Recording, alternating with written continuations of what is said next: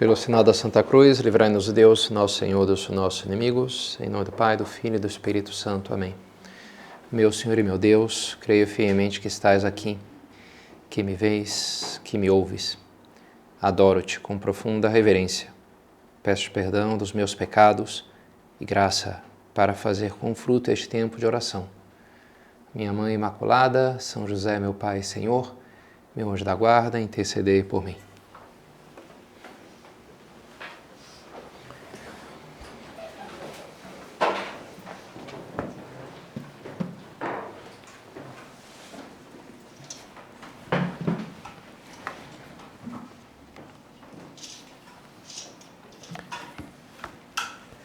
Cresce perante os obstáculos. A graça do Senhor não te há de faltar. Intermedium montium per transibunt aquae. Passarás através das montanhas. Um ponto de caminho, São José Maria. Cita esse Salmo 104. Através das montanhas as águas passarão. Recebi esses dias uma mensagem, uma história que me chegou de um piloto de caça. Tanto quem me enviou a história é um piloto de caça, quanto a história era sobre um piloto de caça brasileiro. É a história do tenente Danilo Moura, que foi para a Itália durante a campanha da Segunda Guerra Mundial. Teve um corpo de caça, né, da aeronáutica que combateu lá na Itália. E a história dele é interessante. Num combate ele é abatido, o avião dele, que ejeta, cai, longe dos inimigos, consegue se desvencilhar ali do paraquedas, dorme numa noite lá no monte de feno que tinha ali. De manhã ele acorda, encontra um jovem camponês, com quem ele troca o macacão dele, pega a roupa do rapaz e dá a roupa dele, com exceção do coturno, das botas.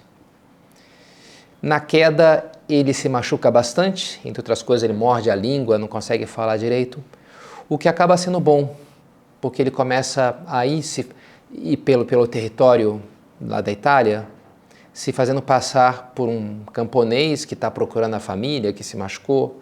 Ele era do Sul, ele era gaúcho de Cachoeira do Sul e tinha algum contato com imigrantes italianos, então alguma coisa ele falava de italiano, e ainda mais com a boca lá, então mais ou menos enrolava e mais ou menos as pessoas enganou lá os inimigos, né, os alemães. Até pedia cigarro para passou por vários quartéis, né? E ele fez uma coisa, ele fez o oposto do que estava indicado no treinamento. Olha, se teu avião foi derrubado, então... Ele fez o oposto em vários sentidos. Entre outras coisas, ao invés de ir para a linha da divisão, no fronte de batalha, para passar para o lado dos amigos, dos aliados, ele aprofundou mais, ele foi para o norte. Porque ele pensou, bem, vão achar aqui o meu avião, vão ver que eu não estou nele, vão começar a me procurar, mas óbvio é que vão procurar me interceptar entre eu e os meus amigos, né? Então ele fez o caminho contrário, porque ele viu que é o que ia funcionar, e de fato funcionou. Ele não era reconhecido, no máximo foi reconhecido por uns partigiani, que era a resistência italiana. Viram a bota dele, isso, essa história é boa, mas essa bota é de piloto, de aviador. E ajudaram ele, alimentaram, deram indicações de direção, inclusive deram uma bicicleta para ele, para ser mais rápido. Teve uma cena curiosa, no momento que ele estava ali na bicicleta na estrada, pedala rápido para pegar um caminhão e ali de carona, né? Aí vem uma outra bicicleta chegando de um soldado nazista com uma espingarda nas costas. E o soldado também pega no caminhão, vão os dois lá, vão mais ou menos interagindo, conversando lá. E até uma hora fala, grazie, arrivederci, solta e já vai embora. E consegue chegar. Depois de 24 dias, percorrendo 350 quilômetros, chega então numa base americana e depois vai para a base brasileira, e os companheiros dele, como é lógico, já achavam que ele estava morto, ficam muito alegres, muito surpresos. Não, você está vivo, né? E compõem para ele uma paródia de uma ópera, chama-se Ópera do Danilo. Todos os anos, os quartéis da Aeronáutica Brasileira, no dia da aviação de caça, eles cantam essa ópera, assim, encena um pouco ali a história do Tenente Danilo e as suas peripécias em território inimigo, né? Cresce perante os obstáculos, a graça do Senhor não te há de faltar. Intermedium montium per transibunt aquae. Passarás através das montanhas. Está se preparando para viver o 7 de setembro. Eu já passei ali na esplanada dos ministérios, já estão ali, eu não participei, né, mas dá para ver que vai ser ali o desfile. E é uma história muito assim, de guerra, de heroísmo de guerra, muito brasileira, né, me parece. É muito nosso estilo de heroísmo. Me mandou essa história, esse piloto, porque eu falei do arquétipo do trickster, do cara que faz os truques, né, do meio trapaceiro, do malandrinho, no fundo é isso, né? E ele falou, tem uma história, o herói brasileiro da aeronáutica é um trickster, no fundo, né? O Danilo é um malandro, né? Não é tanto a estratégia de combater a força com a força, talvez no Oriente se diria o caminho da pedra, mas o caminho da água, né, que passa suave entre as montanhas, né? Não bate de frente, derruba, não, deixa, dá um jeitinho, passa pelo lado aqui, faz assim, pronto, resolveu o problema, né? A estratégia, o caminho da água, que contorna, o caminho da malandragem, a gente poderia dizer, né? E esse é um bom caminho? É bom pedir a Deus um pouco de malandragem, como nos recomenda a música? Pois olha, eu diria que sim, né? Eu diria que sim. É lógico que existe uma malandragem ruim, que é enganação, que é a trapaça, que é preguiça, falta de caráter, mas existe uma boa sagacidade para encontrar soluções com menor atrito e saber identificar quando não é oportuno seguir a regra que estava pré-determinada, como fez ali o tenente Danilo, né? Ele soube, né, buscar. Já os antigos, Aristóteles, e os medievais, Santo Tomás de Aquino, por exemplo, falam de uma virtude específica para fazer isso, para saber fazer isso. Que é uma virtude que a maioria de vocês nunca ouviu falar, que é a virtude da epiqueia. Você tem muita epiqueia. Pode elogiar uma pessoa hoje, mãe, você tem muita epiqueia. Uma virtude que eu vejo na senhora é epiqueia. Vai saber se ela vai curtir ou não, né? Mas que é justamente, né, explica Santo Tomás, a virtude que faz com que o homem se disponha a escolher o que é justo, mesmo quando o que é justo é contrário à letra da lei, que nunca vai conseguir abarcar e levar em conta todas as circunstâncias. Essa é a virtude da epiqueia. Você, talvez, teoricamente, era para eu parar nesse sinal vermelho aqui. A regra diz isso. Mas, sei lá, minha esposa está grávida, ou eu estou aqui no Rio de Janeiro às 4 da madrugada, não tenho um carro, tem uns pessoal meio esquisito ali na calçada. Então, aqui o mais prudente é não parar no sinal vermelho, né? Então, isso que é a epiqueia. Você saber, ok, a regra, na teoria é isso, mas aqui, dadas as circunstâncias, o melhor é agir de uma outra maneira. E é o que faz, então, o tenente Danilo, que não seguiu. Claro, aquela regra que lhe foi dada, olha, com você, quando o teu avião, se por acaso acontecer, você faz assim. Aquela regra tentava salvar a vida dele. Esse era o objetivo. Mas na hora que aquilo de fato aconteceu, ele que também queria salvar a própria vida, né? Ele buscou, olha, aqui é o melhor meio, não é seguir o que estava indicado anteriormente, né? E é lógico, né, que quando ele chegou lá no quartel, não deram bronca nele, não, você não seguiu o regulamento. O que estava dito era para você e você fez equivocado. Não faria sentido, né? Como dizia Jesus, que se enfrentava com uma mentalidade um pouco assim dos fariseus, não foi o sábado foi feito para o homem, não o homem feito para o sábado. Vocês estão invertendo aqui, não é que a lei está para me ajudar, a regra está para me ajudar, mas não para me atrapalhar, né? Claro que as regras têm a sua função. O homem cria regras. Você vê, olha, aqui funciona pegar, você até, sei lá, visitando uma casa e você trocou de quarto ali, a pessoa vai dizer, olha, aqui essa porta, para você tem que puxar o trinco até fazer o clique. Você vai dizer para coisas que você aprendeu usando a realidade ao teu redor, você cria regras. Olha, aqui o melhor tem que fechar bem, não pode fechar muito porque senão estraga. E grande parte do aprendizado nosso, acadêmico, escolar, se trata de você absorver as regras que outras pessoas, na sua interação com o mundo, criaram antes de nós. Imagina se eu tivesse que, do zero, desenvolver toda a matemática, ou aprender a como constrói um violão e depois aprender a tocar sozinho, ou como as técnicas do esporte. Não, me dá aqui a experiência dos antigos, me dá as pessoas que vieram antes de mim, que isso aqui me faz sair lá na frente, né? As leis, as regras me ajudam muito. Agora, ao mesmo tempo que eu vou tratar de observar essas regras e essas leis, cabe a mim aplicá-las no concreto do nosso dia a dia. Inclusive, essa capacidade de adaptação, se já se tem dito que a grande triunfo do ser humano como espécie é a capacidade de adaptação. A gente é capaz de se adaptar a qualquer ambiente, foi capaz de se adaptar a qualquer ambiente do planeta Terra. Isso significa você sair, sei lá, né, do Equador e ir para o Alasca e você dizer, bem, aqui as coisas funcionam de uma maneira um pouco diferente, né? Não posso seguir o que meu pai me ensinou, como é que aqui tem, é um pouco diferente, então eu me adapto. A capacidade de adaptação, que é tão brasileira, é algo muito importante para o ser humano, né? É uma inteligência muito importante, que faz com que me ajude a sobreviver e a triunfar na vida e prosperar. Então vamos pensar nisso na virtude da epiqueia, e um pouco é isso, essa malandragem, um pouco esse jeitinho brasileiro também, né? No fundo é isso, vamos falar sobre isso. E mostrar como isso traz 3 bens interessantes, 3 coisas boas, que são o respeito, a eficácia e a liberdade. No fundo eu queria desenvolver através dessas 3 ideias, né? Primeiro, o respeito. A epiqueia traz consigo um bom respeito. Isso poderia soar para vocês um pouco surpreendente, porque dá a impressão que seguir as regras é que significa respeito. A pessoa que está sempre quebrando as regras, o que lhe mandam, eu vou fazer o que eu quero, parece ser uma pessoa que não respeita tanto os demais, né, o valor do que ele recebe da tradição, do que os mais velhos lhes dizem, né?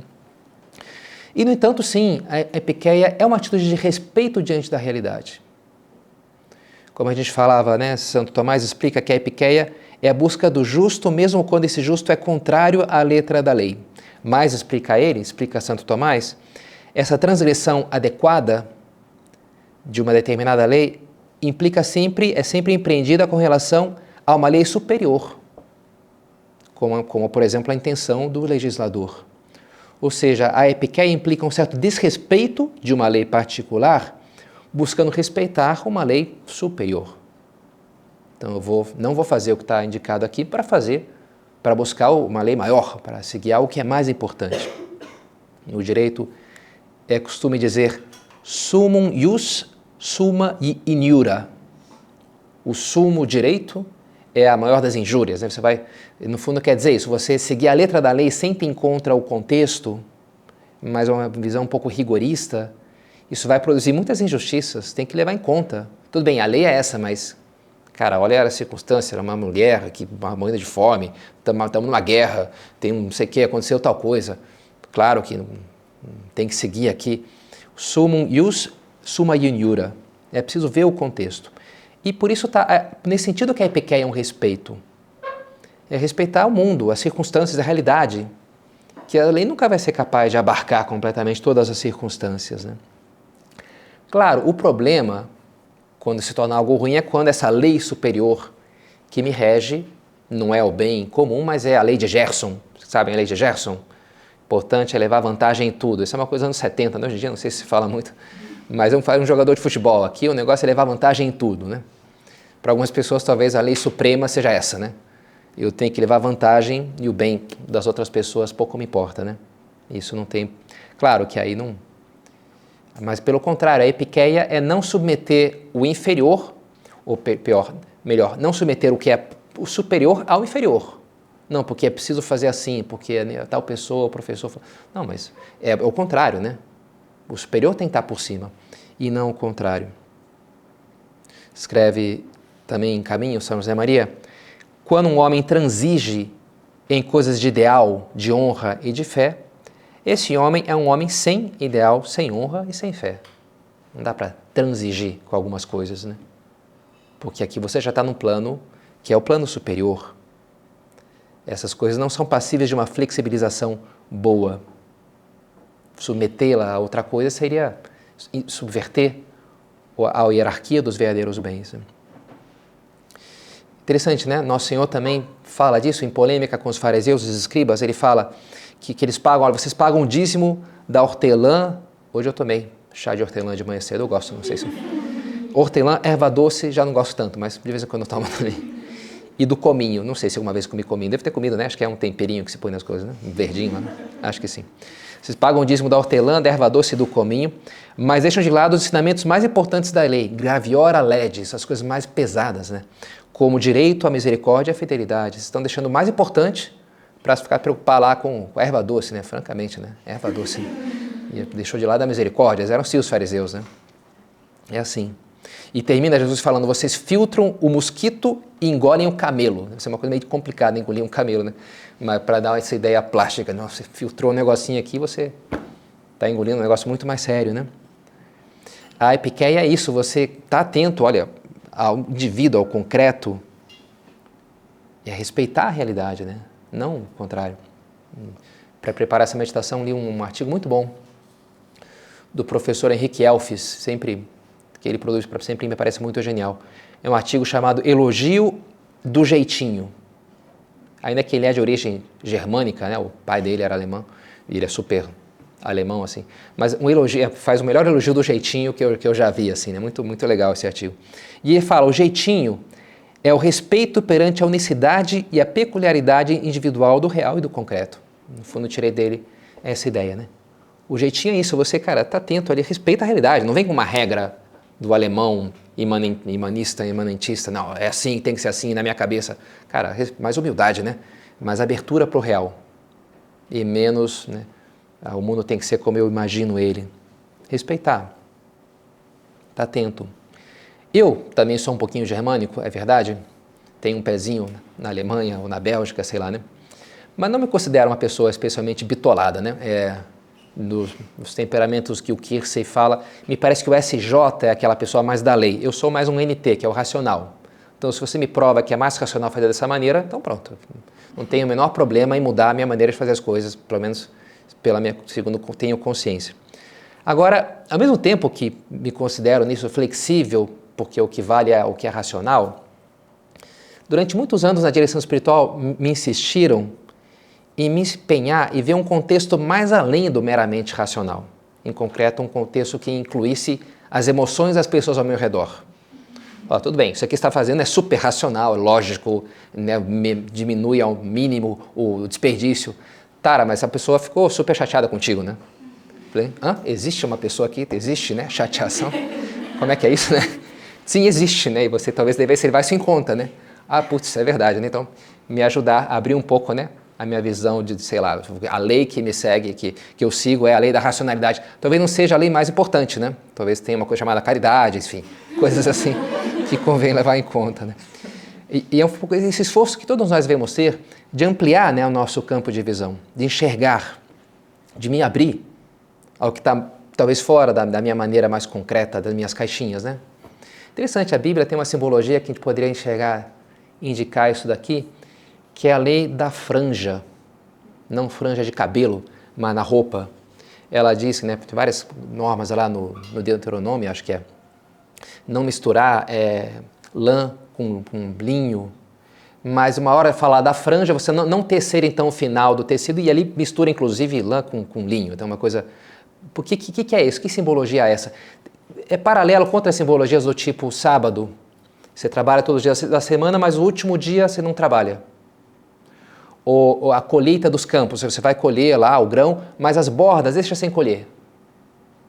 Porque, bem, aí o pobre pode ir lá e pegar um pouquinho que sobrou da borda, porque o sábado é bom porque você descansa, é um dia que você relaxa. Então você tem o trabalho, mas também tem carnaval, né, você quebra um pouco as regras, deixa um espacinho para onde as regras não se aplicam, digamos assim, né?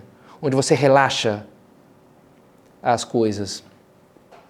E é um pouco essa ideia, né? Que você, convém você ordenar o mundo. Olha, sei lá, aqui é de origem animal, lã, isso aqui é de origem vegetal, isso aqui é assim, isso aqui é assado. Tá, separa e organiza. Mas sempre vai ter uma borda que você não vai conseguir organizar tudo. Sempre vai sobrar casos ali que você não vai encaixar na tua hierarquia de categorias, né? E nem por isso você deve ignorar essa borda. Deve ignorar essa parte do mundo que não encaixou nos teus esquemas. Tem que entender que aquilo faz parte, né? Você tem que estar aberto às exceções. No fundo, é o que a gente poderia tirar dessa simbologia, que tem a ver com esse respeito à realidade que a epiqueia nos traz. Agora, para uma segunda característica, busca uma outra história de um outro brasileiro na Itália, agora mais próximo a nós no tempo, que é uma história que aconteceu, é uma espécie de lenda, quase um mito, que aconteceu lá no Colégio Romano da Santa Cruz, que é o seminário onde se formam os padres numerários do Opus Dei. E a história do padre Paulo Penteado, que estava lá, e diz a lenda, né? Não sei, já tudo misturou, o mito e a realidade já se misturaram um pouco, que um dia chegaram lá, e Cávia Bianca, enfim, o Colégio Romano, moram quando estava lá, 150 pessoas do mundo inteiro, e é um reloginho. Se um cara esquece de fazer não sei o quê, aquilo dá um sistema todo muito complexo, e que tudo depende, porque você não desligou o alarme, o outro não soltou o cachorro a tempo. Uma vez eu presenciei uma situação dessa que foi o caos. Uma pessoa que fez uma coisa errada deu um efeito de cadeia assim absurdo, né? Porque tudo começou a dar pau, né? E aconteceu um dia, diz a lenda, que a pessoa encarregada de abrir a porta lá esqueceu, não abriu aquela porta de sair para a rua, para ir lá para a universidade, né? Então chegou lá o primeiro, tentou abrir a porta, estava fechada. E ele ficou perplexo, tem que ir para a universidade. E era um alemão. Ele falou, não, tá na hora, tem que estar aberta. Ele tentou outra vez ali, porque tá na hora, tá aberta. Então, né, é inconcebível. Aí chegou um espanhol, viu, tá fechada, aí começou a xingar todo mundo, falar palavrão. Chegou o italiano, começou a fazer um discurso, porque realmente é importante a gente se organizar de outra maneira, todo um discurso articulado. Chegou um suíço, que é mais assim o alemão do que o alemão, né? Não, tem que estar aberto, tentou 20 vezes ali, então tá no horário já, né? E aí chegou o brasileiro, no caso, o padre Paulo Penteado, viu aquela confusão, viu que tinha uma janela aberta, pulou pela janela e foi embora. Foi para a universidade, né? Então, o brasileiro já encontrou o jeitinho ali para resolver a situação. O cara, fica aí, você com o teu discurso, deixa eu tocar minha vida, né? E uma segunda característica da epiqueia que, no fundo, é a eficácia, né? Ela nos faz eficazes, nos faz capazes de encontrar soluções práticas para a vida, ao invés de ficar preso na tua regra, né? Você, não, cara, é a água que contorna a montanha e a pedra, né? Põe uma pedra ali, cara, contorna, vai por aqui, dá um jeito, né? E se segue em frente. São José Maria não falava de malandragem, porque é uma palavra brasileira, em português, não sei se acho que existe em Portugal também, mas ele falava de picardia, uma santa picardia, que é um pouco equivalente em espanhol. E dizia, meus filhos, às vezes é preciso fazer triangulação. Às vezes o caminho mais curto entre dois pontos não é a linha reta, porque você tem um muro no meio do caminho, então você tem que triangular, né? Vai para lá, para vir para cá, né? Você joga por fazer assim. Me lembro um cuidador, um senhor mais velho lá, chamado Manolo, espanhol, que estava já um pouco assim demente e tinha um cara mais jovem que cuidava dele. E uma das coisas que era importante é você não deixar o Manolo usar paletó no sol, porque suava e depois pegava resfriado. Um velhinho assim que tinha que ter uns cuidados, né? Mas ele era meio teimoso, estava com o paletó dele, você não podia tirar o paletó dele, né? Mas me lembro contemplar uma cena lá do outro, e eu ficava super travado naquilo, né? Sei lá, um senhor mais velho. Mas o outro lá, espanhol também, que tem os esquemas, né? Manolo, mas o teu paletó tá manchado, que vergonha, Manolo, aqui atrás. Não, sério, então ele tirou o paletó e falou, te enganei, bobão, agora vai ficar assim, né? E aí, o engraçado é que o Manolo gostava daquilo, não ficava, não, você me enganou, então nunca mais. Não, ele dava risada e aquilo fazia sentido para ele, né? Aquele jogo.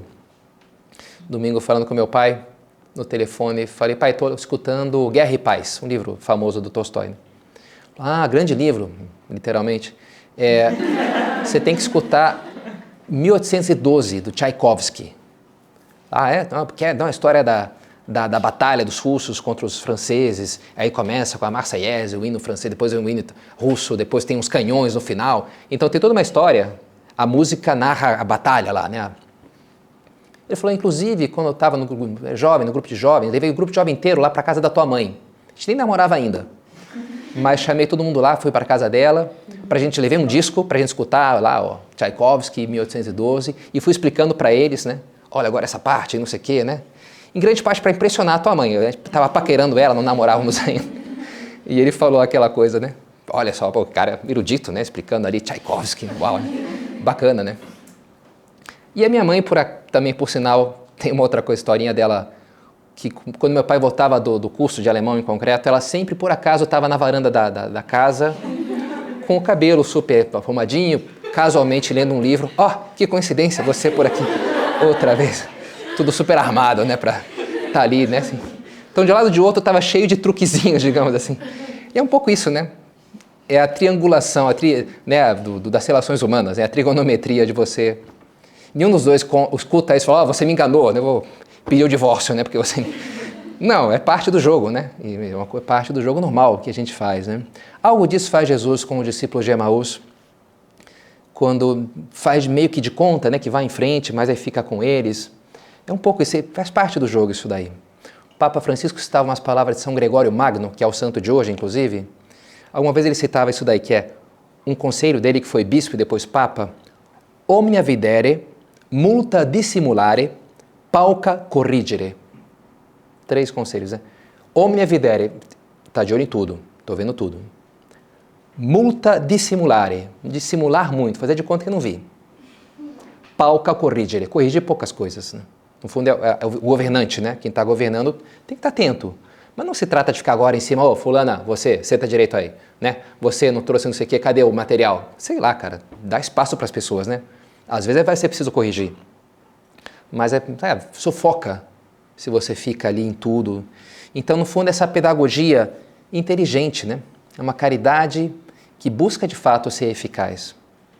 A epiqueia tem a ver com isso, com você saber um pouco esses truques de quem busca eficácia nas relações humanas e também, a gente poderia dizer, na relação com as pessoas. Eu escutava esses dias um engenheiro eletrônico que dizia, cara, a engenharia é muito mais que uma coisa exata, me parece um voodoo às vezes, né? Você faz um projeto do circuito, faz 1000 simulações, vai lá no protoboard e não funciona. E você não sabe por que não funciona. Aí vem um técnico e dá uma olhada lá, estudou 5 anos de engenharia, o técnico, sei lá, né? A experiência dele prática, mas não tem o cálculo, não conhece cálculo 4, né? Ou física, ou termodinâmica, sei lá. Mas ele olha aquilo ali e fala, talvez a gente colocasse uma resistência aqui de 5 ohms, né? Coloca e funciona o negócio. E você pergunta para ele, não sabe dizer por quê, mas ele só sabe que funciona. É um pouco feeling, a gente tem isso, né? Uma intuição. Vi uma pesquisa que fizeram 2 algoritmos para gerar cadeias de caracteres, segundo umas regras. O algoritmo segue umas regras, então gera lá uma sequência de algoritmos, né? E depois mistura essas várias cadeias de caracteres, dá para as pessoas, elas conseguem distinguir. Pera, isso aqui é um grupo, esse aqui é outro.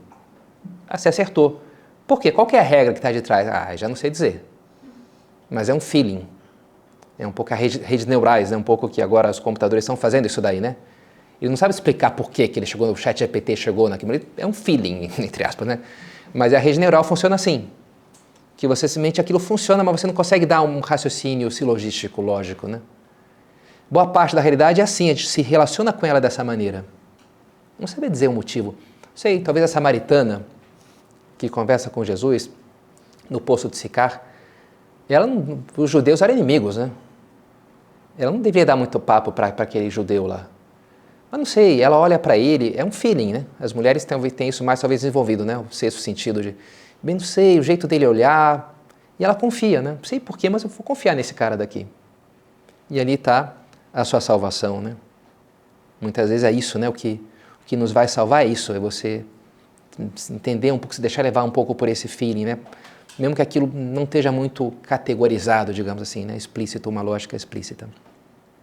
E para terminar, para falar do terceiro fruto da epiqueia, a gente pode recorrer agora a uma parábola, que inclusive vai aparecer daqui a 2 ou 3 domingos, no dia 21 deste mês, que é a parábola do administrador infiel, que também é um texto um pouco surpreendente, porque Jesus elogia o desonesto, né? Aquele administrador desonesto, que, se vocês lembram da história, né? Ele vai ser o chefe lá, escuta falar que ele é meio ladrãozinho, vai demitir ele, e ele diz, o senhor vai me tirar a administração, o que vou fazer? Para cavar não tenho forças, para mendigar tenho vergonha. Ah, já sei o que vou fazer, para que alguém me receba em sua casa quando eu for afastado da administração. Então ele chama lá o homem que deve 80 barris, escreve aqui 60. Chama outro que deve 50, escreve aqui 20. Então ele manipula ali os registros para facilitar as coisas para os devedores lá, né? E assim poder ficar amigo deles depois para ganhar a lealdade deles, né? Comprar a lealdade deles. Claro que Jesus não elogia a desonestidade, ele fala, esses são os filhos deste mundo são mais espertos do que os filhos da luz, ou seja, isso aqui não é próprio de um filho da luz. Mas ele sim elogia a sagacidade daquele homem, a esperteza. E é uma esperteza de alguém que se encontra numa situação difícil, parece que não tem muita saída, mas ele encontra uma saída. E aqui a gente poderia pensar na epiqueia justamente para não cair numa postura de vítima, numa autocompaixão meio paralisante, que vai de mãos dadas com o comodismo, não tem nada para fazer. Às vezes a gente tem, com frequência a gente abraça uma narrativa desse tipo, da vítima que não tem o que fazer, da pessoa que é perseguida pelo mundo ou pela história, tudo dá errado comigo, então paciência, né? Estou aqui na fossa tomando a minha pinga aqui porque a minha vida se resume a sofrer. Não, né? Existe um caminho. A epiqueia nos remete a esse otimismo que vem da fé, que vem de entender, não, sempre vai ter um caminho. Deus é meu Pai. Eu nunca vou ser escravo de circunstâncias que me obrigam a estar parado aqui. A epiqueia é um ato de coragem, de liberdade. De não, vamos, o que a gente pode fazer? Que caminho a gente pode seguir? Tem uma das histórias dessas quando estavam levantando o obelisco da Praça de São Pedro. Sabe o que é esse? Tem a Praça de São Pedro, lá em frente à Basílica de São Pedro, em Roma, né? E no meio da praça tem um obelisco, trazido lá do Egito. Trabalheira, né? Trazer aquele negócio lá do Egito, né? E uma trabalheira foi também levantá-lo, porque já tinham tentado levantar outros que tinham caído e quebrado. Imagina você trazer lá do Egito, num barco, né? Quebrou, foi mal mesmo, né? Como assim? Como assim quebrou? Então era um negócio assim, vamos fazer acertar isso daqui. E era tanta confusão, o italiano gosta de falar e falar alto, né? E dar opinião.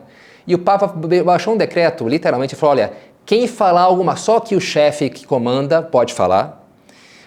Qualquer outro que abrir a boca vai ser excomungado, late sententia, na hora excomungado. Pegou pesado o Papa, né? Trabalhador. E rapaz, toma cuidado aqui, boca fechada, né?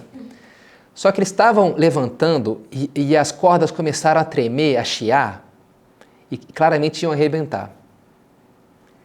E aí tinha um marinheiro lá no meio daquela história, que ele tinha experiência. Ele falou, pessoal, molhem as cordas. Porque ele sabia que quando você molhava, a corda ficava mais flexível e não arrebenta. Se está muito seca, às vezes Roma pode ser bastante seco, ela racha, né? E assim quebra, rasga. Então ele falou, molhem as cordas, começou a gritar, molhem as cordas. E foi o que fizeram, que foi o que salvou a vida do obelisco, que está lá até hoje inteirinho, né? Não quebrou. Acho que ele foi excomungado, enfim, mas logo depois o Papa deve ter, sei lá, feito ele bispo, sei lá o que fez com ele. Deve ter dado uns prêmios, ele levantado a excomunhão e dado 1000 coisas para ele, né? Porque ele teve a coragem de agir contra a regra, né? E foi o que salvou a situação. Muitas vezes você se ater à regra pode ser um ato de comodismo, de covardia, inclusive, né? Não, o que diz é para fazer tal coisa, mas não é o caso, não era aqui o momento de fazer isso aqui, né? Era para eu falar, claro, a princípio eu respeito essa pessoa, a liberdade dela, mas aqui eu deveria falar com ela, é minha amiga, eu deveria puxar alguma história. Em geral, eu deveria fazer diferente do que ela estava me pedindo para fazer, porque é o caso concreto, porque é o que pede a situação. Né? Isso a epiqueia, boa epiqueia é um ato de coragem e de liberdade. Os reis magos, foram alertados pelo anjo para não voltar passando por Jerusalém, que era o que eles tinham combinado a princípio com Herodes, mas no fundo era para Herodes matar o menino, né? Não se deixam manipular pelo tirano, mas seguiam pela estrela. Estrela que é símbolo de Nossa Senhora. Também ela sabe driblar o Herodes com as suas intenções assassinas, né? Também guiada por Deus para proteger o menino que acabava de nascer. E ela continua sendo para todos nós, seus outros filhos, essa guia para nos ajudar a encontrar nosso caminho para o céu, nosso caminho para Deus.